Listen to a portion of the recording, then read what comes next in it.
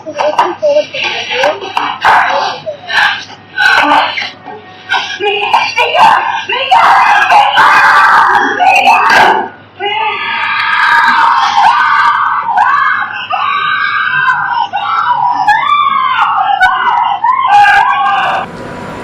We have watched in a lot of movies that, especially the horror and ghost movies, whenever a victim is being attacked by the spirit, or anyone who is being the target, will often be dragged out of the bed, or wherever they are lying, probably from the chair or from the sofa. They'll be literally dragged out and thrown on the floor.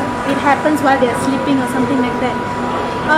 I've never believed this. I thought it was totally made up and stuff like that. However,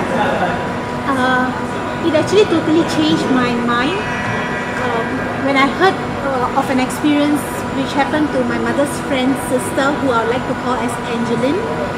And this happened many years ago when she used to work on shift. So she used to stay in this HDB flat, which was very close, which is actually directly opposite a Chinese temple. And this Chinese temple is very busy. I mean, it's usually very busy with rituals, because they always brought the urn, which is like the burn dead for prayers and all that.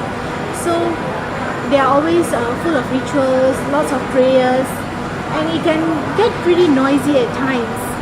So what happens is, one day Angeline was like, after her night shift, as her usual self, she was like going to take a nap, and she was very tired because it was a very long day for her. She was totally exhausted. So she went to bed and she started to take, she just fell into a sleep, and she was woken up eventually by a loud chanting sounds and all that. She knew that the chants were coming from the temple. However, she tried to get back to sleep, toss and turn, and yet she couldn't. The noise was getting louder and louder, and she got very agitated and upset because, she, after a tired day of work, all you want is some peaceful sleep. So she got very upset and angry, and she got out of bed and dashed out of the house to look directly at the temple, and she started swearing. She sweat in lots of vulgarities, and in one point of time she actually spit in the direction of the temple. These swearings and cursings, and also the spitting, is what actually lead to the events which followed up. From that night onwards, she was, when she get to bed, after falling asleep late at night, she was literally dragged out of bed by her hair, dragged to the hall, and she was being abused, like punched, beaten, and whatever was dragging her out of bed was literally pulling her hair and banging her head against the wall. She was badly hurt, and the unexplainable part was there was no one physical there. So it got her very in shock and in fear, and this continued for a few nights. Eventually she couldn't tolerate the beatings and fear anymore. Then she went to tell her sister that such thing was happening. At the beginning, herself and the sister actually thought that one of the days when she was returning back late after her night shift, probably she brought something along with her, something followed her home. So they went to see a priest to see if they can, she can be helped in any form.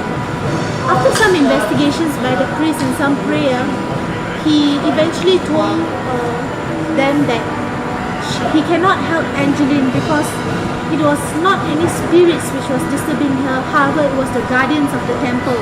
She has offended them, and they were really very upset with her.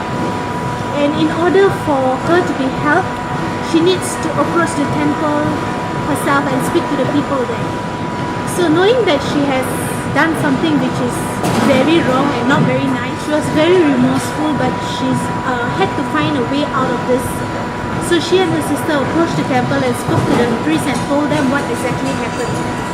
And the priest conducted some rituals and communicated with the guardians of the temple somehow, and got to find out that the guardians were really very angry with her. And in order for them to forgive her, they wanted her to sacrifice something, as in like any animal, like chicken or something like that, At the same time, it's because of her cursing that made them angry. They wanted her to use, they wanted the priest to use the blood from her tongue to write an apology on a yellow piece of paper, burn it in the temple, and Angeline was supposed to kneel down and beg for forgiveness. So as requested, they had her tongue slightly slit. With the blood dripping from the tongue, they actually wrote an apology on a yellow piece of paper, burnt it, and she begged for forgiveness at the temple. Soon after, all this beatings and sleepless nights stopped. And Angeline realized that no matter what, she shouldn't have offended anyone. And after some time, she actually quit her job as working on shift. She went back to office hours job, and she also shifted her house because to move away from the bad experience and memory she had of the place.